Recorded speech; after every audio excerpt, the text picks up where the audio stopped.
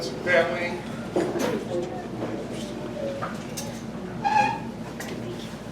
Welcome to this service of remembrance, sorrow, celebration for Ian Stockdale. Welcome all who formed a community of family around him and whose lives were touched by his. Does everyone have a chair who needs a chair? I see a couple open chairs over here and there. I'm Reverend Bob LaValle. I'm the Associate Minister here at First Unitarian. Gathered here today are Ian's loved ones, his family, his friends, the people who had the good fortune to walk with him in life. Because you were lucky enough to know and love Ian, today you are the ones who grieve his death. It is as Khalil Gibran wrote, "When you are sorrowful, look in your heart, and you shall see that in truth you are weeping for that which has been your delight." These feelings of loss and sadness you're experiencing are signs of the good fortune to have known Ian and the fact that your lives were touched by his. The memorial service is a good time to put words to grief. Grief can take many forms and include many emotions.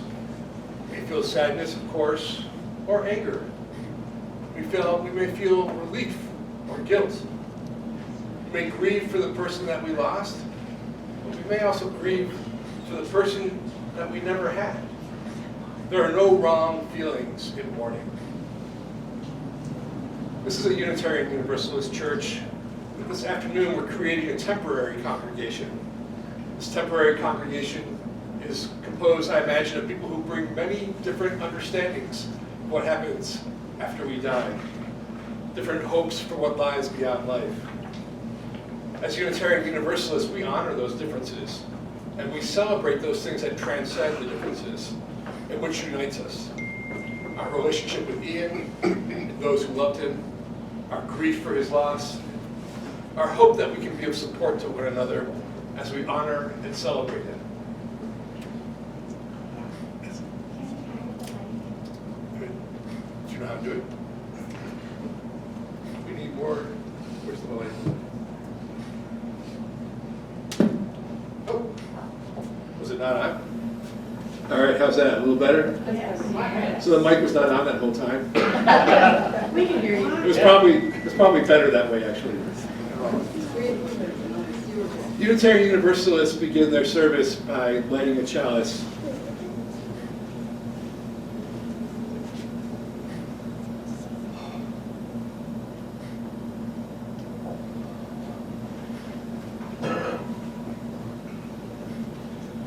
We light this chalice, and this life is a gift for which we are grateful.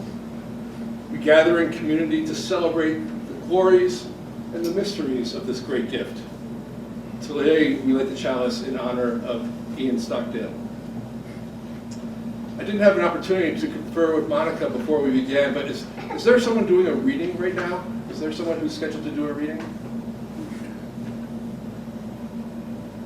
No? Okay. I'm going. Oh, I have that, thank you. Yeah.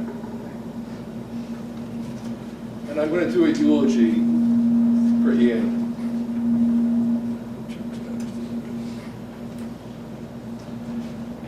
I didn't know Ian Stockdale, and what I know of him I learned from his mother, Monica. But what she shared painted a picture of a special young man. Ian was born in 1989 to Monica and Grant Stockdale. Like most people, his life wasn't perfect. His parents parted when he was 11, and he was separated from his sister, Anderson. Anderson, who went by Andrea at the time, was 14, and like a typical younger sibling, Ian doted on her. And they were partners in mischief. He had the nickname Little Rooster Head, which I assume had something to do with his hair. He adopted his beloved dog, Jenna, when he was 12, and Jenna was his companion on many adventures. Ian's education was derailed during his freshman year of high school when he got a devastating infection. He spent so much time in the hospital that his Aunt Stephanie would cook huge meals for the ICU staff. After Ian got better, he turned his energy to hiking and camping, challenging his body after that health crisis. He got involved in the tracking project, where, with the benefit of older male mentors, he honed his outdoor skills and also developed a spirituality that found the divine in nature. Nature would be his religion for the rest of his life. Ian had a green thumb. For example, he found a packet of heirloom melon seeds and planted them, asking his mom to water them while he was away at the tracking project. Fortunately, it was a rainy summer, and when he came back, those 6 seeds had become 40 or 50 watermelons with moons and stars on them. He would eventually learn to grow using hydroponics. Ian taught himself guitar and card tricks and magic tricks. His baking was legendary. He made fancy pizza dough and braided breads, including sourdough. Under his Aunt Stephanie's tutelage, she became a good cook, and this was a bond that he shared with his partner, Sky. Ian spent some time at C&M, but that was not for him. He worked for the Student Conservation Corps, rebuilding trails at the Continental Divide and at the Yellowstone. He worked in construction, was a locksmith and a mechanic. Ian got his first chicken while living in town, and he enjoyed that chicken so much that he and Sky moved to their family's property to make a straw-baled solar house their home. Ian acquired more chickens and later added turkeys and ducks. During the pandemic, he and Sky got goats, and that turned into getting goat milk and making goat cheese. Ian was joyful and social and stood by his friends. He loved cycling and skateboarding and snowboarding. He loved making music with his friends and doing anything outside. He was enthusiastic, loyal, joyful, and loving. He was a natural caretaker and a steward of the earth. Ian's passing is a profound loss for his friends and his family. There is no making sense of this. There is no making this right. But what we do have is the opportunity to honor his memory by taking care of each other in this terrible time. May it be so.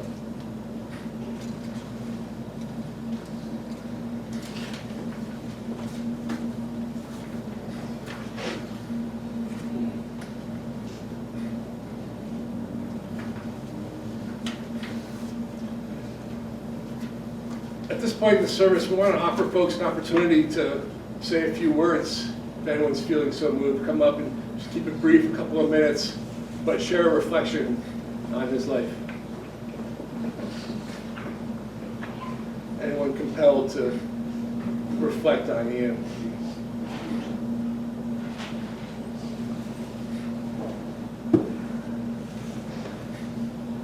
We can take a minute. It takes a while to get your idea up. Francis, thank you.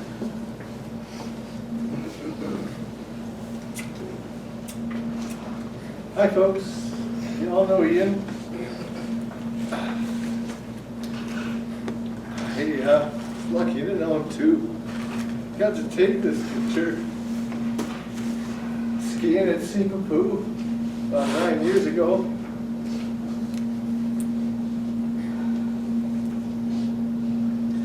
I'm so glad we're here together.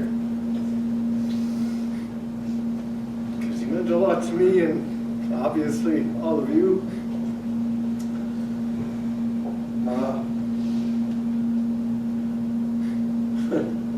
I always expected to go back to his new paradise,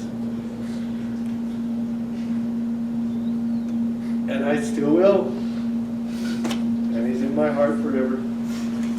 Thank you all.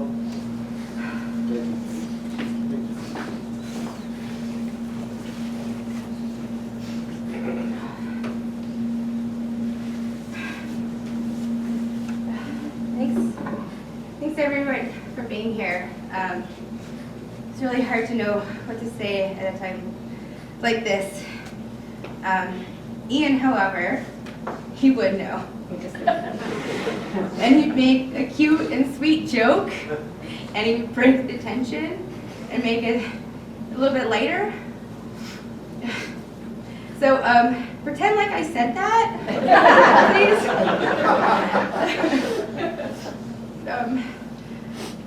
I was with Ian for a little over a third of my life. And we did a lot of living together. We did a lot of growing together. And we went on a lot of adventures. The best ones were so spontaneous. But we climbed to the top of mountains and explored canyons. We went to hot springs. We rode our bikes everywhere. We skinny dipped in streams and played in rivers and floated on them and floated on lakes. We would go backpacking, and even though Ian had like 10 tents, sometimes he would just take a tarp and we'd make a little cozy bum camp in the woods. And when we were camping, he'd take a book and he'd read it to me. So I listened to The World According to Garp, Ham on Rye, Grapes of Wrath, in a tent with Ian. As we got older, we moved to this Stockdale house. It wasn't finished on the outside or on the inside, really. And we built up the outside, helped build it up, plastered it, goats. We got them when they were just babies. We bottle fed them. And then when they got bigger, we found them boyfriends. And then we gave birth to their babies. So, like, in the span of 2 years, we became parents and grandparents of goats. We incubated eggs. We learned how to make the best pizza in the world with goat cheese and homemade dough and our own sauce that we had from the garden. Like all of this stuff, I was never worried about if we could pull it off. Because Ian knew how to do everything. And if he didn't, he'd figure it out, and then he'd teach himself, and then he'd teach you how to do it. And so as a result, I learned so much, even about stuff I might not have been interested in. But he made me a stronger and more capable human. And I would not be that without him. At all. He made me feel so loved. And I loved him so much. And I miss him so much. There's, finishing off, the last thought. This is something that's been rattling around in my head. Something that he used to say from time to time. He used to say, "It's later than you think." And it takes on a whole new, heavier meaning to me now. So I hope that we can just kind of reflect on it's later than you think in your own life, whatever that means to you. Because it could be tomorrow that, something can happen. So, thank you. Thank you.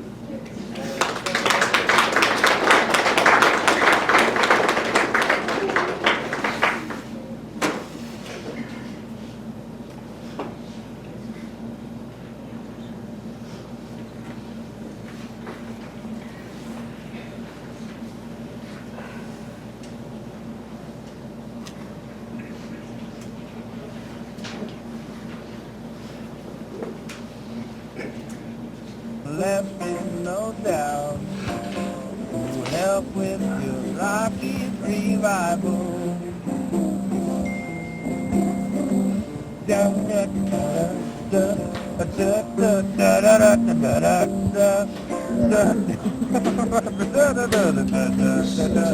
Tough room. Because there is so much love.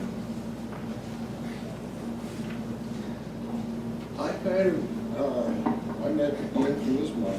I knew him when he was, I first really knew him when he was, and we bonded. We had a good time. And when Ian Ian was all well. He had one purpose, getting me in trouble. I want to thank him for that. If it wasn't for him, I wouldn't know what potato cannon was, and how to use it effectively, and how to make police mad at us, because we used it effectively. We had some fun. We were good. My son got along with him, and he told me that he was looking forward, since Ian was my stepson through marriage, and Ian my son, that he was going to give, forgive the language, that he was going to give Ian some shit. And I knew he would. And Ian would give it back, and it would have been great. That didn't happen. We lost a good person. Monica lost a son, I lost a friend, Brandon lost a friend. Almost everyone here lost a friend. He's getting in trouble wherever he is.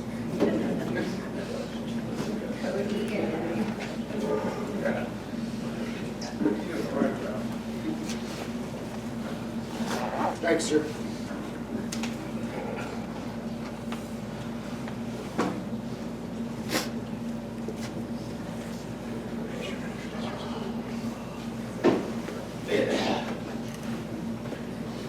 Hi, I'm Brandon. I didn't spend a lot of time with Ian, but I knew him over many years. And if there's one thing I know that he was always good at, is creating an adventure out of even the most mundane circumstances, from the aforementioned potato cannon while deep frying a turkey for Thanksgiving, to somehow gaining a chicken in downtown Albuquerque. It was Like popcorn. Yes, he loved the popcorn. It was always a new adventure, something new to learn. And I'll always remember for that. Thank you. Thanks, Jack.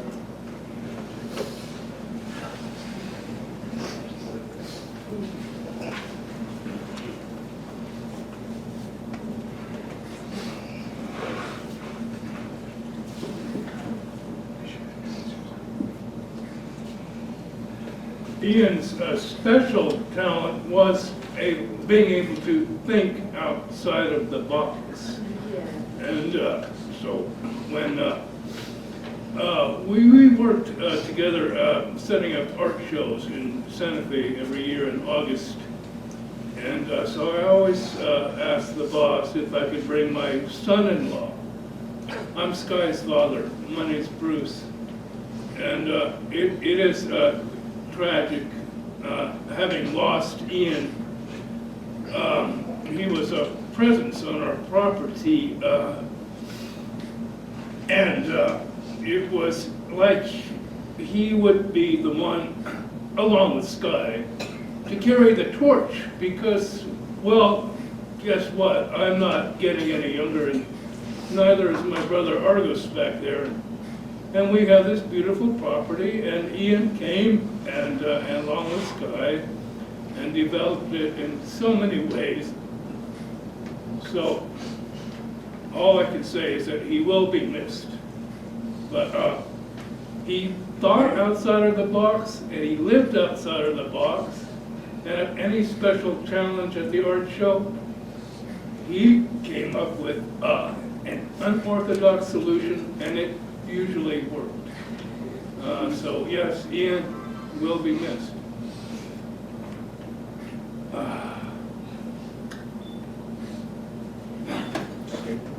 Thank you.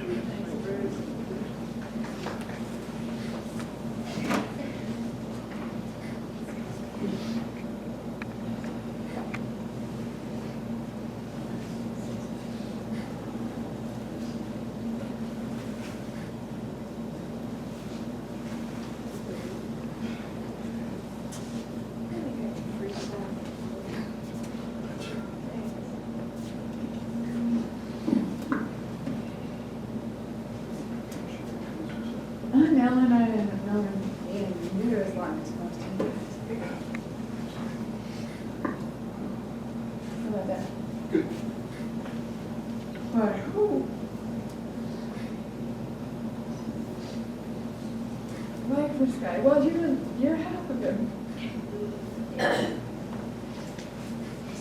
I saw what you guys were doing up there. Your farm full of critters.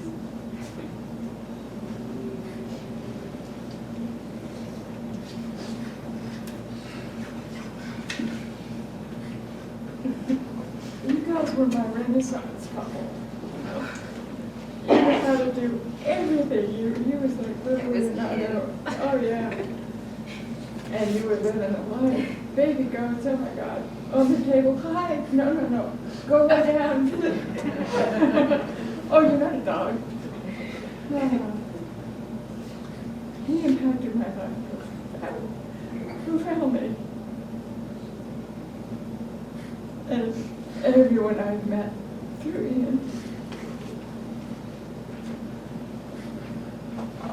I love you all, and there's so much love in your families and in this room. Because of that one dude. He's phenomenal. And I'm so blessed to have known him and therefore you guys.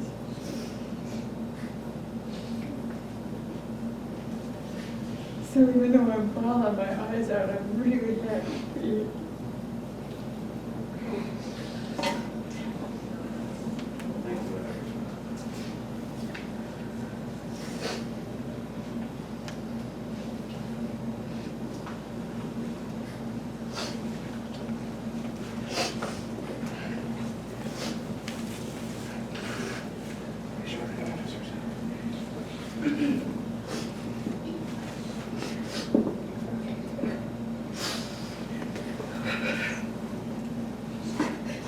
You know, it takes a lot of courage to get up here, even though we like know each other, party, and we're crazy.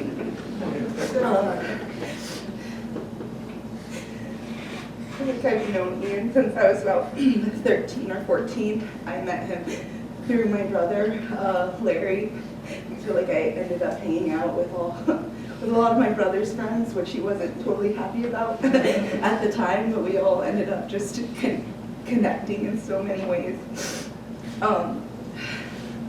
I just feel so honored that I was able to just know Ian and also like live in such an amazing space that he had at the Stanford House, 308 Stanford. I was able to like meet amazing people. That's where I met Walter and I met Sky, and we had the most amazing memories. I try not to live in the past, but I go back to those days so often. He had the best laugh. I feel like finding out this tragic situation, like it was kind of, I mean, it's unbelievable, but I couldn't like help but like to laugh and smile because of all the memories that I had with Ian, like always bring in his guitar. I loved hearing him sing, but sometimes I wasn't into it. We were going camping or hiking a couple times, and we were like, Ian, you could come, but not the guitar. So that was a done deal for him. He's like, I'll go next. Yeah, I just feel like I needed to come up here. I know it's not easy for all of us to get up here. I'm glad to see so many faces I haven't seen in a long time, and I'm sorry that it has to be under these circumstances. Hopefully we can just stay better connected.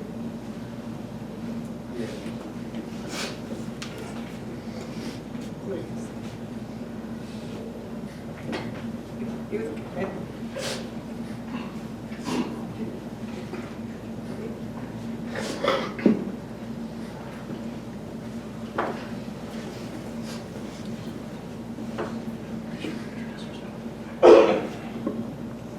Hi, everybody. I'm Justin.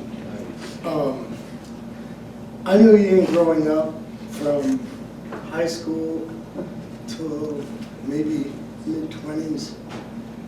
And it was long nights and long hikes. if you knew Ian well enough, it was either we're making something or doing something, and it's no excuse, and let's get through it. Whether it was going through the earth, going on a long hike, or just baking a cookie. Some weed in it. At the end of the day, it was always good times. Me and him laughed, smiled. Me and Blake, we would be up doing whatever we could, learning new things.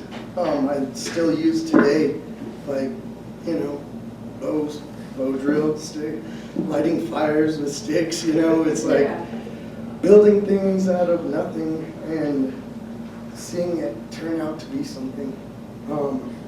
Was one of his biggest things, and overcoming fears. And we did a lot of that. Thank you guys.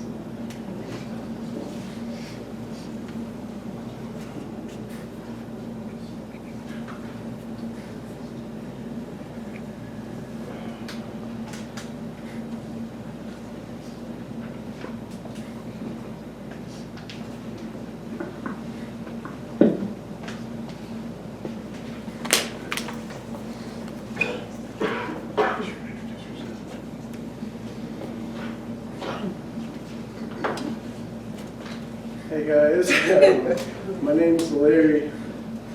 I randomly met Ian just off the side of the street when I was about 12 or 13. He was riding a skateboard and he had a joint behind his ear. So I was like, this is my kind of guy. Me and a few buddies were in the car, and so we pulled over. And he hopped in, and basically that was the end of it, man. We never stopped hanging out after that. And all I can say is thank you at the end of the day. I learned so much from that guy.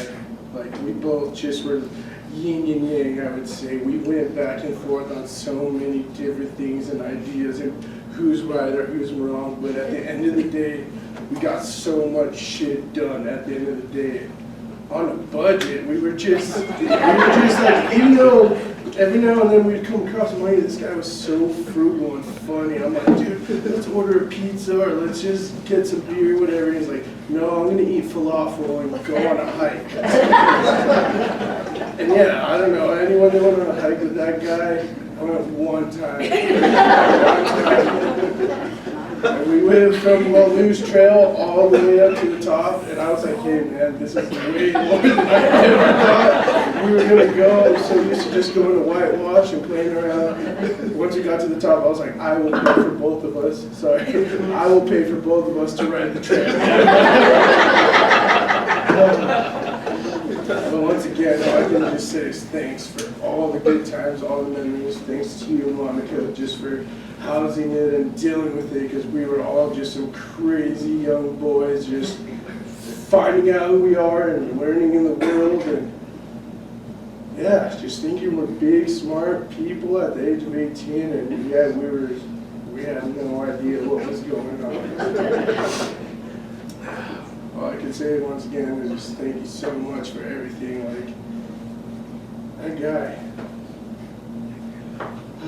he was a musician, a magician, a fucking skateboarder, a scientist. Like, he really was a one-man show. So, yeah, all I can say is thank you so much, Ian and Monica, for all the goddamn good times. Oh, sorry. He's up there, he knows how to Thank you so much. Get off of this. I'm sorry. We're Unitarians, it's okay.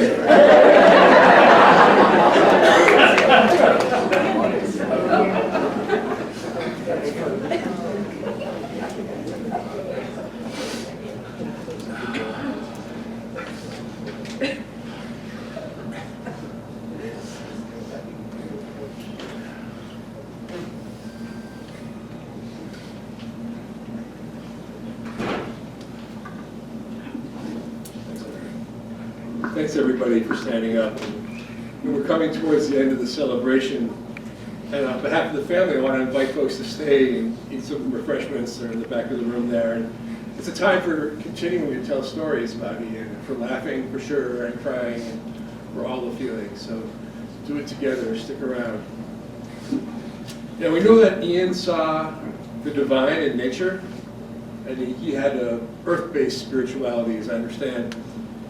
And he was fond of the Haudenosaunee Thanksgiving address, also known as the Mohawk. And I want to share a portion of that as a kind of outgoing prayer.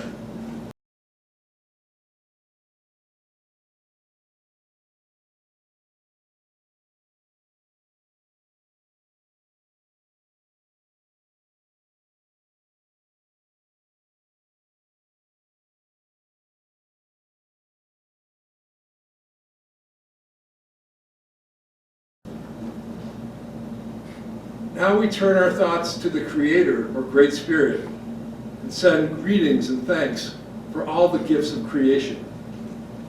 Everything we need to live a good life is here on this Mother Earth.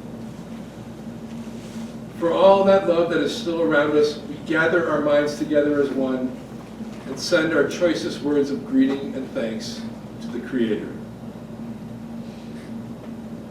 We affirm that love gathers us, and that love lets us depart with renewed spirits.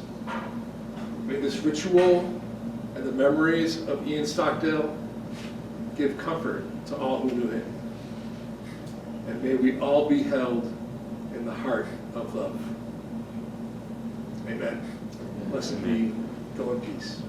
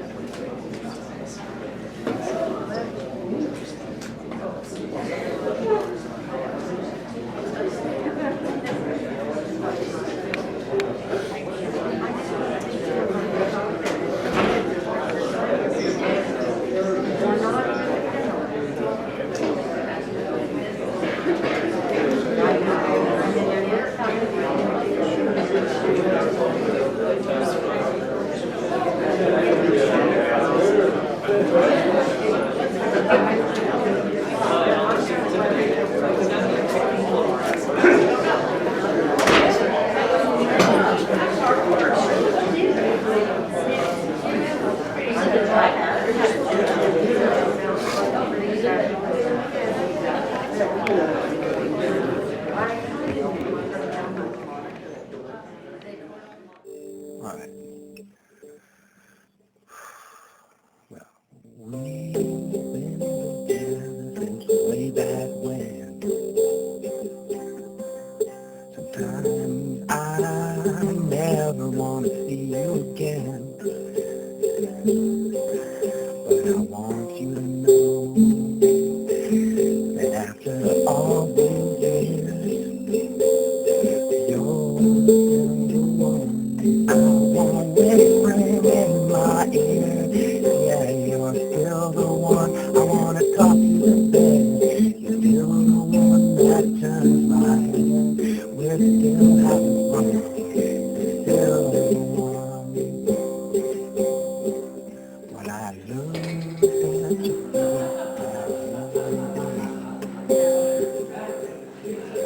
I never saw it that way.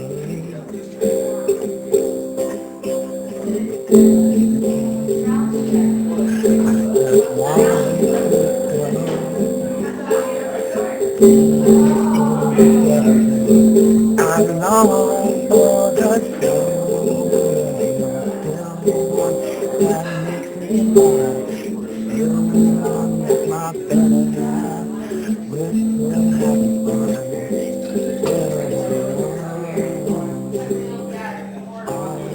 Still the one that makes me whole. Still the one I wanna take around. We're still having fun.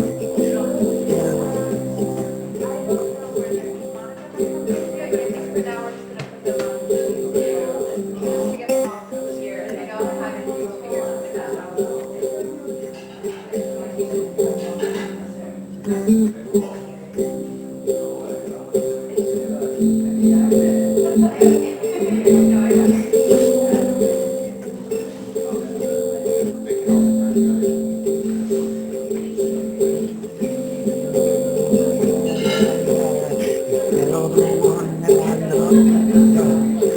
You're the one that I can't get enough. You're still having fun. You're the one. You're still the one who can scratch my itch. You're still the one, and I wouldn't switch. We're still having fun.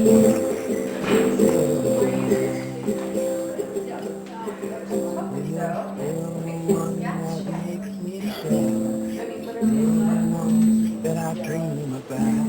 We're still having fun.